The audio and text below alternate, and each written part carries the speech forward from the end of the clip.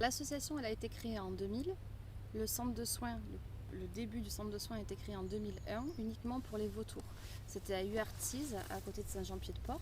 Depuis 2005, on est ici à Ustaritz. Au début, on faisait quasiment que des oiseaux, donc pas que des rapaces, mais des oiseaux.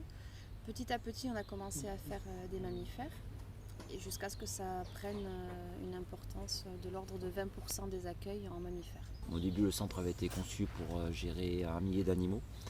Maintenant, on tourne entre une fourchette, on va dire 2008 à 2005, suivant les conditions météo. On essaie d'être le plus spécialisé et le plus consciencieux dans le soin de toutes les espèces, mais on a vraiment un créneau qui est aussi dû au territoire sur les rapaces nécrophages. Où Egalaldia a soigné, donc avec cette année, je pense qu'on va être à 850, on va friser les 900 vautours fauves, du percnoptère d'Égypte et du gypaète barbu.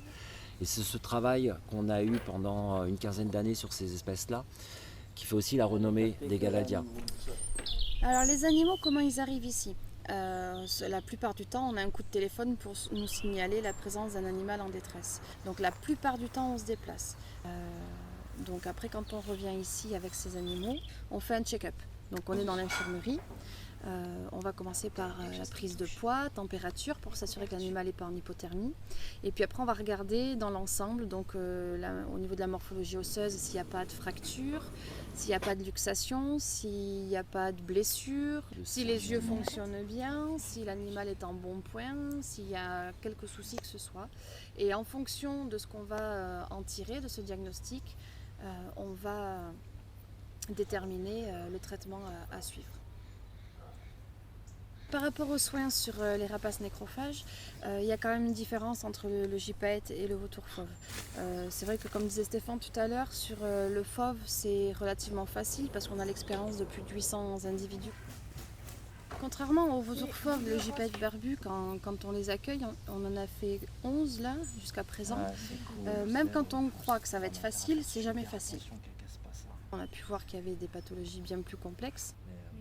Là en ce moment on en a un justement qui a une luxation de l'épaule, on l'a depuis le mois de mars. À l'heure d'aujourd'hui on ne sait toujours pas si on va pouvoir le relâcher ou pas. En termes de soins, ils ont un comportement très différent.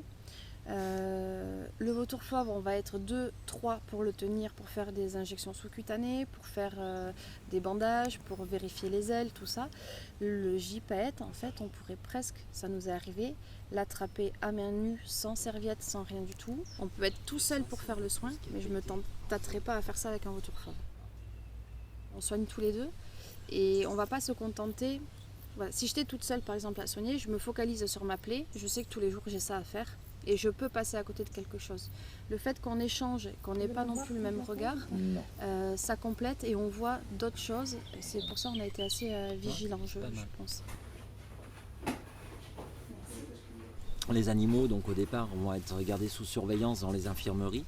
Et dès que l'animal a récupéré un peu ou qu'on est sûr qu'il ne va pas attraper d'infection, il va passer dans différentes volières. Donc pour les vautours, on va mettre quelques petits perchoirs. Pour les gypaètes barbus, c'est bien particulier. Il faut toujours mettre un lit de laine, faire un lit carrément. Donc nous, on utilise des palettes, on met de la laine dessus. C'est sa zone de refuge, c'est sa zone de tranquillité. Quand il est là-dedans, il n'est pas stressé, rien du tout.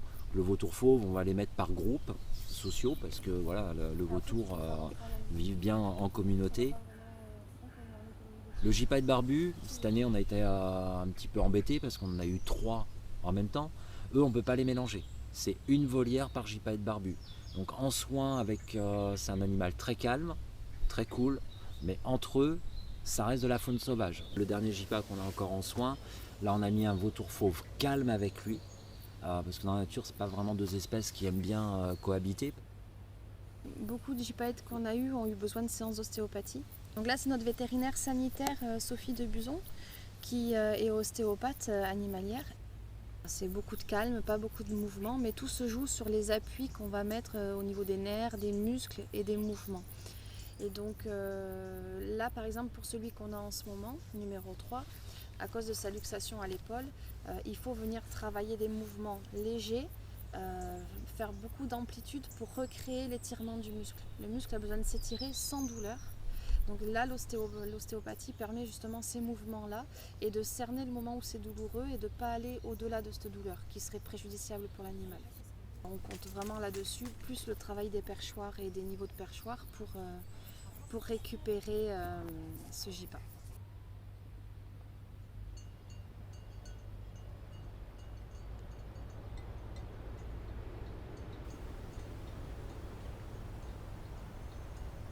Donc pour expliquer un peu ces différentes espèces, donc la plus importante en termes de population, c'est le vautour fauve avec 1 millier de couples. On est quand même parti dans les années 70 où il restait une trentaine de couples.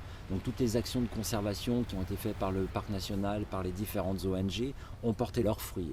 La population est en augmentation. Depuis à peu près 10-15 ans, elle est stable. Il y a un comptage tous les 5 ans du nombre d'oiseaux reproducteurs. C'est stable. Les jeunes vautours, quand ils sortent du nid, les parents ne s'en occupent plus. Certains couples qui sont bien expérimentés peuvent encore leur régurgiter un peu de nourriture au niveau du nid, mais en général, ils les laissent. Et si le petit, en octobre, il est encore au nid, de toute manière, les parents le virent. Parce que les paranuptiales vont commencer entre novembre et décembre, et après, pour les ponts qui vont arriver le plus tôt, il y a des ponts des fois entre Noël et le jour de l'an. Après, ça va s'échelonner plus février, mars. Mais voilà, sur les cas extrêmes, ça peut commencer de bonne heure. Grosso modo, le vautour, il va couver pendant 45 jours. Ils vont élever le petit pendant 6 mois au nid. Ils ont un peu de battement pour faire les paranuptiales et le cycle recommence. Ce sont des rapaces nécrophages, donc qui mangent exclusivement des animaux morts. Il y a très longtemps, toutes ces espèces-là pouvaient se nourrir de la faune sauvage qui venait à mourir naturellement suite à des avalanches, à des orages ou à des épidémies, tout ça. Maintenant, ces espèces-là, elles sont nourries exclusivement par les animaux du pastoralisme. Donc, quand un éleveur est en montagne, s'il y a des bêtes qui sont foudroyées, qui tombent malades, ça va être les vautours qui vont les manger. Ça a un avantage, plusieurs avantages même. Déjà d'une, ça évite de monter des camions, du ramassage, d'équarrissage en montagne, pour retirer les carcasses, donc ça évite de la pollution, un impact carbone. En même temps, les vautours sont un cul-de-sac sanitaire, donc ils peuvent manger n'importe quoi avec n'importe quelle maladie. Quand ça ressort, il n'y a plus rien.